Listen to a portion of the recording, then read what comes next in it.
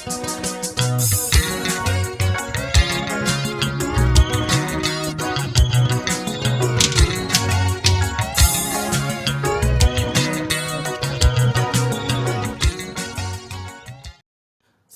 ngiyabingelela umaphanda phansi kwenu uthi maqede xhipheka ababhemi nabafokazana inyanga yeshumi ke lena irandi Nkosi yami lena ehlola ngeshumi.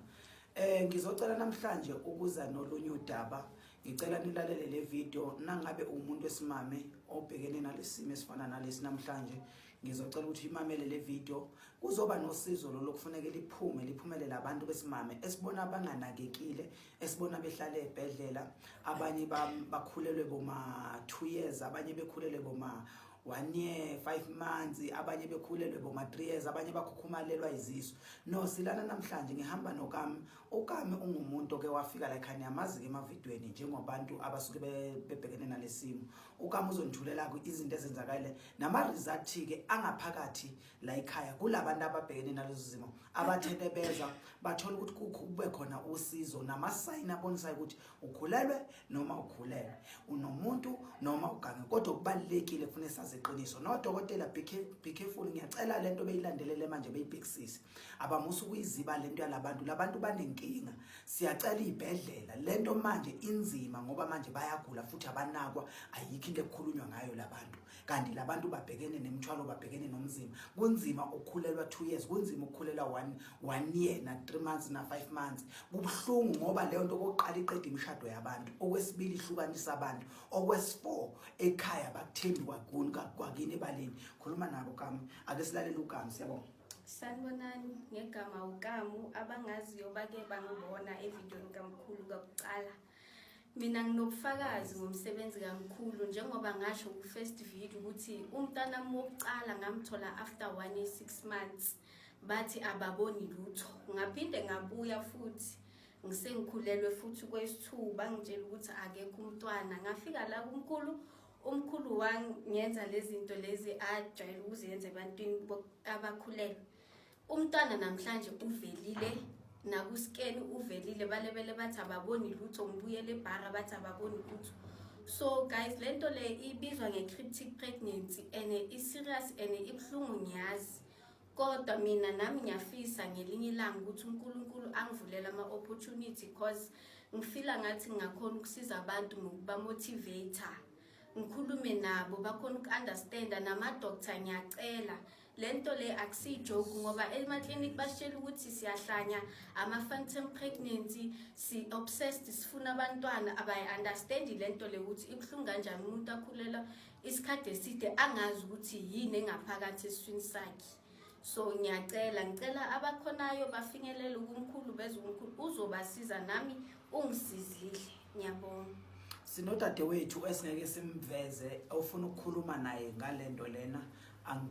Angeke ufuna ukuvela naye ubhekene nalesi simo kodwa uthi cha mkhulu ngicela ungaveli. Noma ngathwila ubudaba nokuthumela nongafuna ukuvela futhi ungaveli.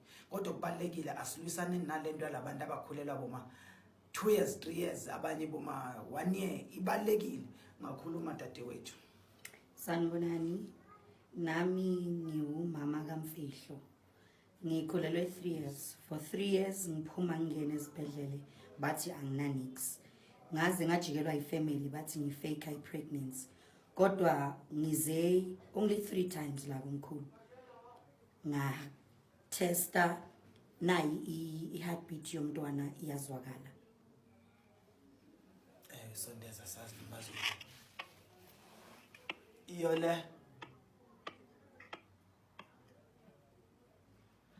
ngiyacabanga ukuthi abanye bazwile, ungaqhubeka sesinodaba.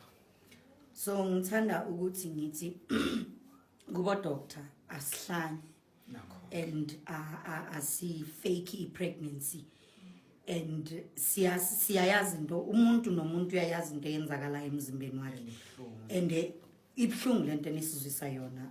Sicela ukuthi nisimamele masikhuluma, nizwe lento esizwayo ukuthi ikhona. There is no way ukuthi sibadala kangasingathi sikhulelwe sibe singakhulelanga. Into nina eningayenza ukuthi nisebenzisane nabantu abafana nomkhulu ukuthi bakwazi ukuthi banibonise ukuthi ikhona lento, lilandelelwe lento le. Yes, I know ukuthi abanye abakhulelwa banokugula, abanye bakhulelwe So mani ngazama ukuthi nisebenzisane nabo doctor besintu, then I'm sure ukuthi solution ingaba khona. Mina ngina 3 years ngikhulelwe, kodwa for the first time ngiqala ukuhamba umuntu wesintu, nawo umehluko uba khona. Enye into ebuhlungu kakhulu sizocela nala kubalaphi. Ningadlali ngabantu. Umuntu ethi engakhulelwe wena uzothi ukhulelwe. Ake nisebenzise ubizo lwangempela ngoba lento ibhlungu okoqala labantu baspend imali. Abanye uzothi sebelahlekelwe ngo 10,000 15,000 engakhulelwe umuntu. Kufuneka kubanjiswane nabo dokotela. Mina akangidlali ngenyanga yishumi eqiniso ukutshela njengoba linjalo ukuthi ngizolenga ukufihlela ngithi ini. Okubhlungu kakhulu omunye umuntu ufika umtshela into la.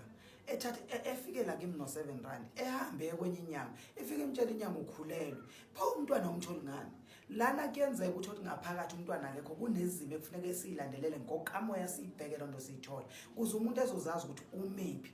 Okay, siyabonga kakhulu nakusiskami ngicela ukuthi abantu abafuna ukuxhumana noSiskami akabashare inamba, then kune group ka abakuyona yalabantu abakhulelwe baningi ngane zakwethu. Washiya inamba Siskami. Inamba yami 060-481-1550.